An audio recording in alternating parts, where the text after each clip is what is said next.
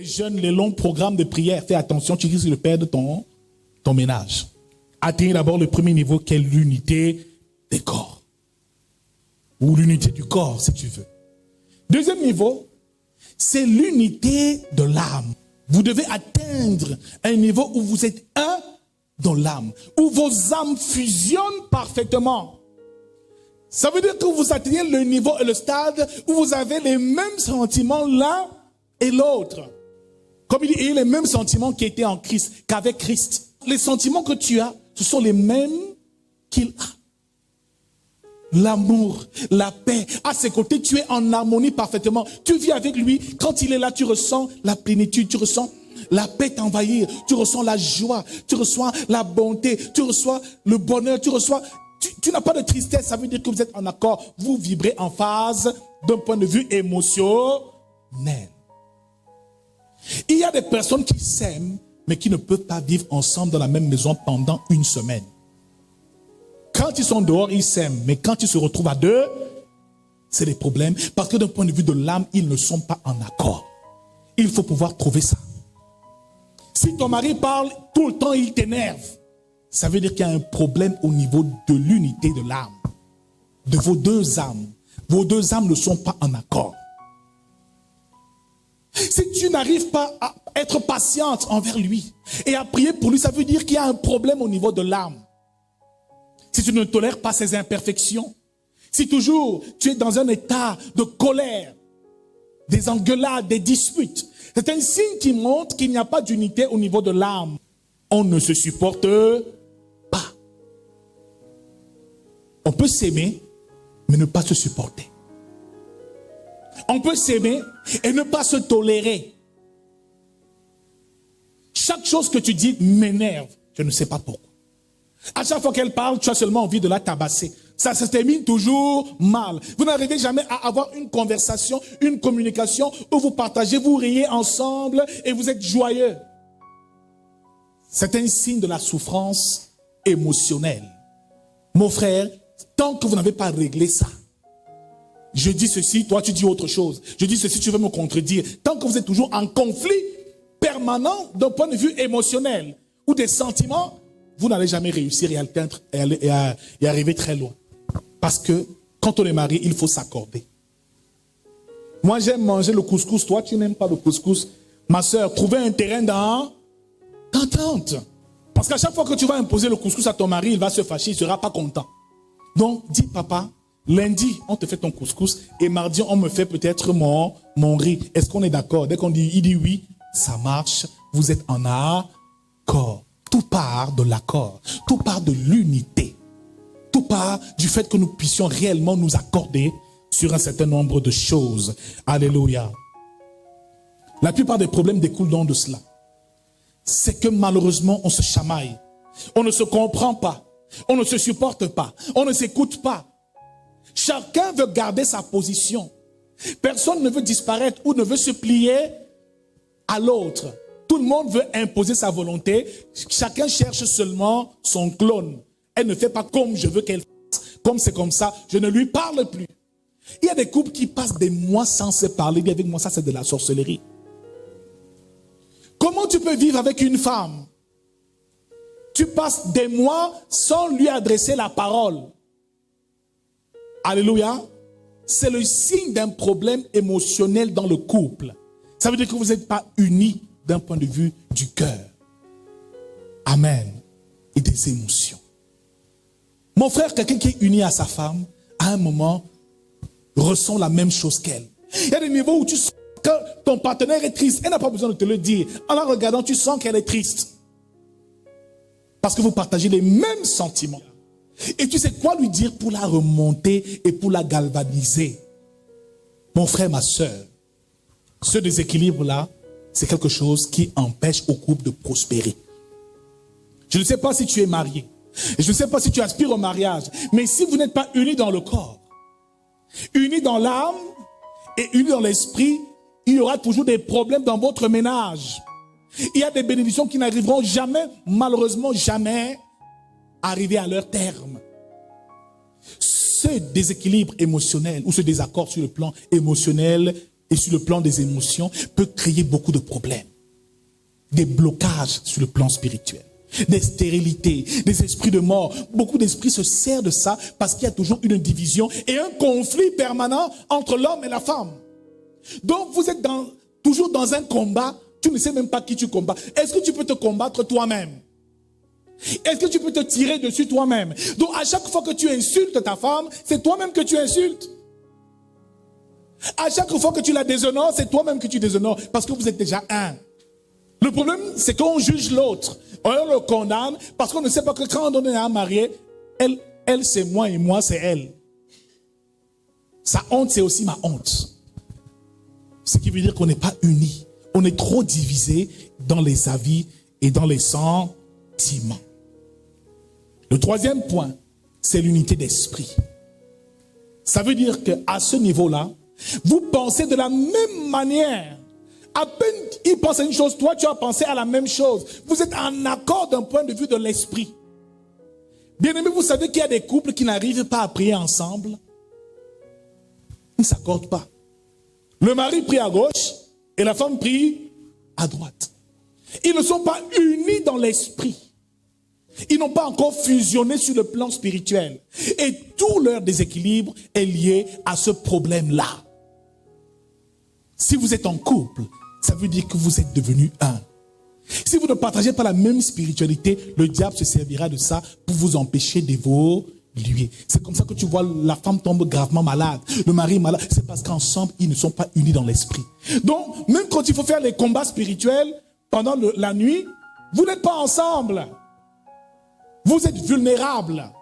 L'ennemi vous attaque, vous recevez des coups terriblement parce que sur le plan de l'esprit, vous n'êtes pas unis. Parfois même les doctrines vous divisent. J'ai été dans telle église, tu as été dans l'autre église, je dis une chose, toi tu dis l'autre chose, j'ai reçu telle éducation spirituelle, vous devez vous accorder. Trouvez toujours un moyen de trouver des compromis et de vous accorder pour que les choses marchent. Vous devez cheminer ensemble. Il y a des couples comme ça. L'homme a été élevé dans telle église, il ne veut pas que sa femme fasse autre chose. Prie différemment. Il y a donc un conflit sur le plan spirituel. Et laisse-moi te dire que la personne qui va te combattre sur le plan spirituel, ce sera d'abord cet homme-là. Tu voudras évoluer spirituellement, il va te combattre. L'ennemi l'utilisera pour te combattre. Donc il faut prier pour l'unité. Dis avec moi l'unité. Alors comment reconnaître effectivement qu'il y a un manque d'unité dans un couple ou dans un ménage? C'est lorsque, bien aimé dans le Seigneur, l'orgueil s'est installé. Quand il commence à avoir trop d'orgueil entre l'homme et la femme, personne ne veut s'excuser. J'ai raison, c'est toi qui as tort. Tant qu'il ne vient pas se plier ici, je ne vais jamais pardonner. Tant qu'il y a l'orgueil, ce sentiment diabolique, ça veut dire que c'est un signe de la présence de l'ennemi et d'un manque d'unité. Deuxième point, la colère. S'il y a toujours la colère dans le foyer. Troisièmement, les querelles. Toujours tu vois des querelles permanemment. C'est-à-dire qu'il te fait des reproches tout le temps. À chaque instant. Tout ce que tu fais n'est jamais bien. Tout ce que tu fais est toujours mauvais. C'est toujours plein de reproches tout le temps. On est toujours fâché. C'est un signe que sur un de ces plans-là, soit physique, soit émotionnel, soit spirituel, on n'est pas en accord. Mon frère, il y a des couples où sur le plan physique, ça ne marche pas. Ou sur le plan des émotions, ça ne va pas. Ou sur le plan même spirituel, ça ne va pas. Ce couple-là est voué à la mort. Rien ne peut germer. Rien ne peut pousser. La vie ne peut même pas être vécue. Dans un environnement où il n'y a même pas d'amour entre l'homme et la femme, c'est le désert. Les jalousies. C'est un signe qu'il y a des unions. Parce qu'un homme ne doit pas être jaloux de sa femme, même si elle travaille, elle a des millions, tu dois la célébrer, être béni. Parce que quand elle est bénie, toi aussi tu es béni. Tu dois encourager ta femme, encourager ton mari. Il y a des couples où quand la femme commence à réussir, le mari est jaloux. Il veut seulement la voir à la cuisine en train de brûler le charbon et le feu. Non, toi là, les bureaux, les séminaires, ce n'est pas pour toi. Je te veux à la maison. Ça, c'est un esprit de jalousie. Ça montre qu'ils ne sont pas unis. Il y a même des couples où l'homme prie pour que la femme prie pour que le mari ne soit pas béni. Elle dit, Seigneur, si tu donnes l'argent au type, si on est fini ici. Il va même nous chasser de la maison avec les femmes. Ça veut dire qu'il va recommencer la vie de désordre qu'il menait avant. Pardon, Seigneur, ne rends pas le type si riche. Lui, il dit, Seigneur, donne-moi l'argent. Elle dit, Seigneur, ce n'est pas possible. Maintenant, vous savez ce que Dieu fait? Il dit, accordez-vous d'abord. C'est pour ça que dans chaque décision importante du couple, mettez-vous ensemble et dites Seigneur, je veux ceci. Elle dit la même chose, ça va marcher. C'est dans l'accord, c'est dans l'union que Dieu bénit le couple. Tu ne peux pas vouloir une chose que ta femme ne veut pas et ça marche, ça devient compliqué. Fais tout pour la convaincre. Fais tout pour la rassurer. Fais tout pour lui montrer le bon fondement ou alors les bienfaits de ce que tu désires. Dès qu'elle dit oui, d'accord, mon mari, j'ai compris, c'est à ce moment-là que Dieu peut maintenant vous bénir. Ne pense pas que tu réussiras seul. Il y a des maris qui cachent tout à leur femme. Hein. Il doit même voyager demain, il ne lui dit pas. Je ne lui dis pas. Je fais mes choses. J'ai décidé de faire mes choses. La femme, pareil, je fais mes choses, je ne dis même pas au type. Tu verras que tes choses ne marcheront pas parce que Dieu veut d'abord que vous soyez en accord. Un couple où il y a désunion, où il n'y a pas d'unité, c'est un couple où il y a toujours l'impatience. La femme ne peut pas supporter que l'homme change. Il est toujours comme ça, toujours en train de le juger, de le condamner, et elle est permanemment impatiente, insatisfaite à tous les niveaux. Ça, c'est un signe qui montre qu'ils ne sont pas un. Éphésiens chapitre 4, verset 2, nous terminons bientôt, nous dit, soyez toujours humbles, aimables et patients, supportez-vous les uns les autres avec amour. Comment donc développer l'unité dans le couple, dans le foyer? Numéro 1, c'est marcher dans l'humilité. Travaille ton humilité, ma soeur. Pour développer cette unité avec ton conjoint, travaillez ensemble l'humilité, numéro 1. Deuxièmement, marchez dans l'amour. Pratiquez l'amour. Vivez l'amour. Et qui dit amour dit tolérance, dit patience, dit pardon. Je te pardonne. Quand on est marié, on pardonne. On pardonne son conjoint ou sa conjointe. On ne garde pas de rancune. Tu gardes rancune à ton mari, ça veut dire que c'est toi-même qui es en train de vouloir tout détruire.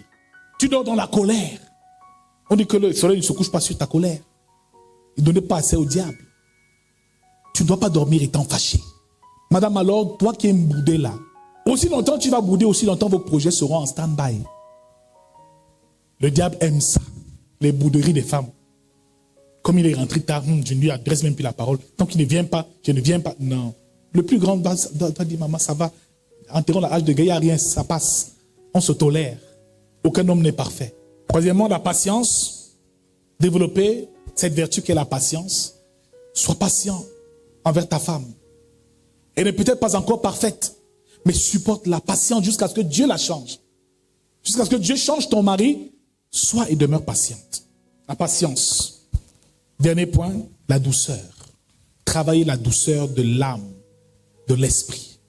Ce qui veut dire qu'il va falloir mettre beaucoup plus de douceur dans vos rapports. Éviter les colères, éviter l'agressivité, éviter les extrêmes. Quand Jésus dit que si on te gifle sur une joue, tends l'autre, c'est pour faire comprendre qu'avec la douceur, on peut tout obtenir. La femme n'a pas besoin de d'hausser le ton quand l'homme parle. Laisse-le d'abord parler, écoute-le, par la suite, parle-lui avec amour et avec douceur. Marcher dans la douceur veut dire bannir l'agressivité. Les paroles dévalorisantes. Bannir le mépris, le manque de respect. Ne manifeste plus toutes ces choses. Et tu verras comment est-ce que l'unité se fera dans ton couple. Le troisième principe du mariage, c'est l'unité. Je suis sûr d'une chose, c'est que si vous avez des problèmes dans votre vie de couple, et si vous n'arrivez pas à prospérer dans un domaine de votre vie, ça veut dire qu'il y a un de ces points qui vous manque. Recherchez l'unité des corps, l'unité du corps, de l'âme et de l'esprit. J'ai eu le témoignage d'un pasteur qui a fait ce témoignage-là aussi une fois, qui a dit qu'il n'avait jamais atteint un certain niveau dans le ministère, et il s'est rendu compte que parce que sa femme et lui étaient toujours à couteau tiré. Il dit une chose, elle dit le contraire. Il fait une chose, elle fait le contraire.